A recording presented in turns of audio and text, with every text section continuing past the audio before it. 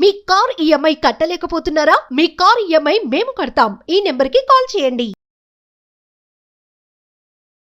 నమస్తే, welcome to Suman TV. ప్రస్తుతం మనతో పాటు ఉన్నారు assistant professor in marketing Ramakrishna గారు. నమస్తే సార్. నమస్కారం అమ్మా. సార్, ఎన్ఆర్ఐస్ మరి ట్రంప్ ఎఫెక్ట్ వాళ్ళ మీద కూడా పడిందని అనుకోవచ్చు. మరి గందరగోళంలో ఉన్నారు ఇప్పుడు వాళ్ళు, అక్కడ ఉండలేక ఇక్కడికి రాలేక వాళ్ళ పరిస్థితి అయితే మరి మీరే చెప్పాలి. ఒక విషయం చెప్పగలను, వాళ్ళు ఎంత కంగారు పడుతున్నారో తెలియదు కానీ ఇక్కడ వీడియోల్లో విశ్లేషకులు కానీ లేదా టీవీ స్టూడియోల్లో కానీ ఇక్కడ కంగారు ఎక్కువగా ఉంది.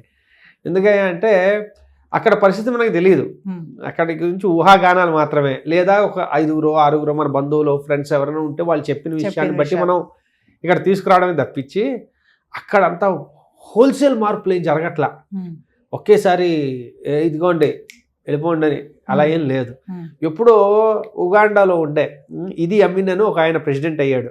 అయిన తర్వాత వాళ్ళకి మొత్తం భారతీయులందరికీ హోల్సేల్గా తాకీదు ఇచ్చాడు. ఏం లేదు, ఇంక మీరు తట్టాబుట్టా సర్దుకుని వెళ్ళిపోవాలి, ఉన్నట్టుగా అమ్ముకుని లేకపోతే వదిలేసుకుని పారిపోయారు.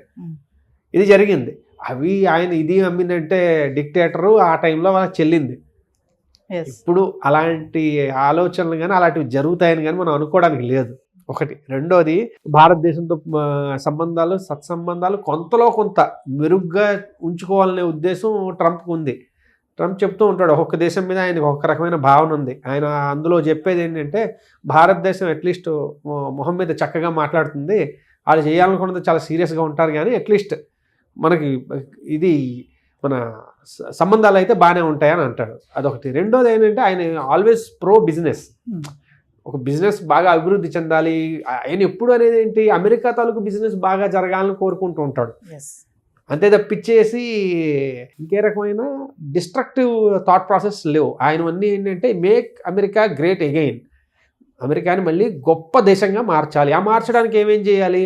మొదటిది, అక్రమంగా వచ్చే వాళ్ళని ఆపు, వాళ్ళని తన్ని పంపించేసేయి. 2, లోకల్గా ఉండే ఇండస్ట్రీస్ని బాగా సపోర్ట్ చేయి, లోకల్గా ఉండే జనాలకి ఎంప్లాయ్మెంట్ ప్రసాదించు.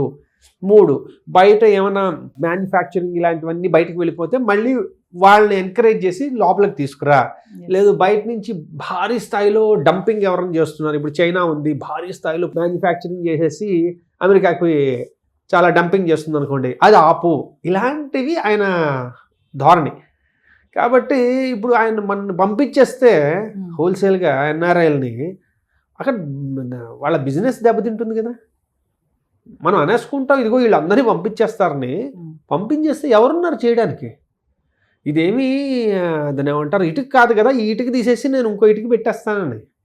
ఇక్కడ ఒక పర్టికులర్ స్కిల్ ఉన్న ఎంప్లాయీ ఉన్నారంటే 5 ఏళ్ళో 8 ఏళ్ళో 10 ఏళ్ళో ఈ పర్టికులర్ డొమైన్లో ఈ పర్టికులర్ ఇండస్ట్రీ మీద నాలెడ్జ్ ఉన్నారంటే తీసేసి ఎవరో ఒకరిని పెట్టేయలేం కదా, లోకల్ కావాలి అని.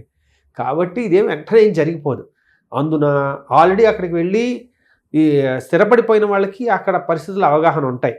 మనం ఇంతకుముందు అనుకున్నట్టుగా ఆర్థిక మాంద్యం వల్ల ఉద్యోగాలు పోవడము, లేదంటే బిజినెస్ డౌన్ అవ్వడం, అవన్నీ జరిగిన వాటిల్లో అది కామన్. కొంతమందికి ఉద్యోగాలు పోయి ఉండొచ్చు, కానీ ఇలా గవర్నమెంట్ కచ్చగట్టి ఇలా ఎన్ఆర్ఐలను పంపించేయాలని ఇంకేమని కానీ ఏది జరగవు. కాబట్టి మనం భయపడిపోవాల్సిందేం లేదు. అక్కడ కొంచెం ఎకానమీ స్థిరపడి బాగుందనుకోండి, మనం ఈ మాట్లాడుకున్నవన్నీ మర్చిపోతాం. ఎందుకు? మళ్ళీ ఇప్పుడు వెళ్ళే వాటిల్లో ఇంకో 10% 20% ఇంకా ఎక్కువ అయ్యే వెళ్ళిపోతారు. కాబట్టి మనం భయపడాల్సిందైతే ఏమీ లేదు. ఇప్పుడు కొంతమంది కన్సల్టెన్సీ ద్వారా వెళ్తూ ఉంటారు కదా, అలా వెళ్ళిన వాళ్ళకి ఏమైనా సమస్యలు ఉంటాయా? చక్కగా అడిగారు. ఈ ఒక విషయంలో అయితే కొంచెం సమస్య ఉండే అవకాశం ఉంది. ఎందుకంటే కంపెనీల ద్వారా వెళ్ళేవాళ్ళు అంటే వాళ్ళు ఉద్యోగం తీసుకుని, ఇదిగో వీడి నా ఉద్యోగస్తుడు, వీడికి నేను స్పాన్సర్ చేస్తున్నాను. H1B అనేది స్పాన్సర్షిప్ అనమాట. అంటే నేను వీడిని స్పాన్సర్ చేస్తున్నాను, వీడి నా ఉద్యోగి, వీడు నాకు చాలా అవసరం, ఎందుకంటే వీడికి ఈ రకమైన స్కిల్స్ ఉన్నాయని తెచ్చుకుంటున్నాను. ఈ కన్సల్టెన్సీ ద్వారా వచ్చిన వాడు ఏంటంటే, ఇదిగో వీడికి ఎవరికో స్కిల్ ఉంది, ఇక్కడ చూసుకుందాం అనుకుంటున్నాడు, సో నేను వీడికి ఏమైనా ఉద్యోగం ఇప్పిస్తాను అని కన్సల్టెంట్ వాడు చెప్తున్నట్టు. కాబట్టి ఇందులో నియమ నిబంధనలు చాలా కఠినతరం అయ్యే అవకాశాలు ఉన్నాయి. ఎందుకయ్యా అంటే ఎవరిని బట్టి, ఇప్పుడు కన్సల్టెన్సీకి వదిలేమనుకోండి, ఎవరినైనా పట్టుకొచ్చేస్తాడు, స్కిల్ ఉన్నా లేకపోయినా. ఎందుకంటే వాడికి కావాల్సింది ఆ మార్జిన్, అంతే కదా. బాడీ షాప్స్ అంటారు వాటిని. వాళ్ళ పని ఏంట్రా అయ్యా అంటే, ఎవడోడు ఈ దేశంలో వద్దాం అనుకుంటున్నాడు, నాకు ఈ మార్జిన్ ఇచ్చేసేయి, పట్టుకొచ్చి అయిపోయింది. సో అలాంటి వాళ్ళని అరికట్టడానికి వాళ్ళు ఏం చేస్తారంటే, ఇదిగో ఇంత దాని ఏమంటారు స్కిల్ని ఎలా మనం మెజర్ చేస్తాం, ఇదిగో వీడికి ఇంత బాగా కంప్యూటర్ వచ్చు అని చెప్పడం మనకు తెలియదు.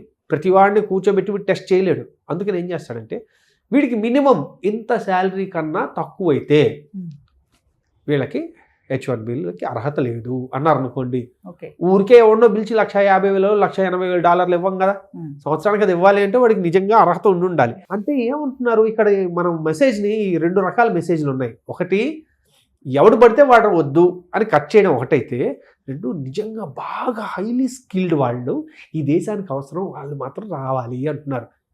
అది ప్రో బిజినెస్ని చాలా అభివృద్ధి పరచడానికో దేశాన్ని అభివృద్ధి పరిచే ఆలోచనలనే ఉన్నాయి. కాబట్టి అది వాళ్ళ ఆలోచన ధోరణి. కాబట్టి కన్సల్టెన్సీ ద్వారా వెళ్ళే వాళ్ళకి ఏమైనా ఉంది అంటే ఆల్రెడీ అది వీసా అనేది లాటరీ అయింది. అది కాకుండా వీళ్ళ ద్వారా వెళ్ళేదానికి ఈ రకమైన నిబంధనలు పెట్టడం వల్ల ఏమవుతుందంటే ఓవరాల్గా ఇక్కడి నుంచి అంత సులువు కాదు వెళ్ళడం. అది వెళ్ళినా అక్కడ నిలదొక్కుకోవడం కష్టం అవుతుంది. సో ఓవరాల్గా చూసుకుంటే అంటే ఇక్కడి నుంచి అక్కడికి వెళ్ళిపోయి అక్కడే సెటిల్ అయిపోయి వాళ్ళకి ఏం సమస్యలు ఏమి అంత ప్రాబ్లం ఏమి లేదని అంటారా? సమస్యలు అంటే భారీగా అయితే కొత్త సమస్యలు ఏం లేవు, ఉన్నవేవి పోవు. కొత్త సమస్యలు అంటే భారీ స్థాయిలో రావు, చిన్న చిన్న సమస్యలు ఎలానో వస్తాయి. ఎందుకంటే నిబంధనలో మార్పులు రావడం ఖాయం. ఎందుకయ్యా అంటే ఆయన కొన్ని అనుకున్న దాన్ని ఏమంటారు ప్రామిస్ చేసిన ఎలక్షన్లో చేసిన ప్రామిస్ల నిర్ణయాలు కొన్ని తీసుకుంటారు కదా, అందులో ఇల్లీగల్స్కి ఎలా అయితే ఇది ఉంటుందో ఇందులో కూడా కొంచెం కఠినతరం చేయొచ్చు అంతే తప్పించేసి పంపించేసేవి లేకపోతే సడన్గా ఉద్యోగాలు అందరూ తీసేసేవి అయితే అవకాశాలు లేవు. అక్కడ సెటిల్ అయిపోయిన వాళ్ళ పైన అయితే ఎటువంటి పెద్దగా ఏమి ఉండదు, ఫోకస్ ఏమి ఉండదు అంటారా? అక్కడ ఉన్న ఆర్థిక పరిస్థితులను బట్టి వాళ్ళ తాలూకా జీవన విధానాలు మారుతుంటాయి తప్ప ఇంకా భారీ స్థాయిలో ఏమి ఉండదు. ఎందుకంటే మనం భారతదేశం గురించి మనం ఆలోచించుకుంటాం, ఎందుకంటే మనం అక్కడ ఉంటున్నాం కాబట్టి. మనలాగే ఎన్నో దేశాల నుంచి అందరూ అక్కడికి వచ్చి ఉంటున్నారు కదా, వాళ్ళందరూ ఎందుకంటే వీడు ఒక్కడు ఓన్లీ ఇండియన్స్ మీరందరూ వెళ్ళిపోండి అంట కదా. ఇది చేస్తే అందరికీ ఇదిగా ఉంటుంది. వచ్చిన H1Bలో 70% దాదాపు చైనా వాళ్ళు ఉంటారు, అది భారతీయులు ఉంటారు. ఒక 13% చైనా వాళ్ళు, వీళ్ళకే H1Bలు వస్తున్నాయి. మిగిలిన దేశాల వాళ్ళు వస్తూనే ఉన్నారు. ఓకే, అంటే భారీ మ్యాక్సిమం మనం ఉన్నాం కాబట్టి ఆ H1B అని మనం భజన చేస్తూ ఉంటాం. అది కొత్త ఏమైనా అయితే ఇబ్బంది.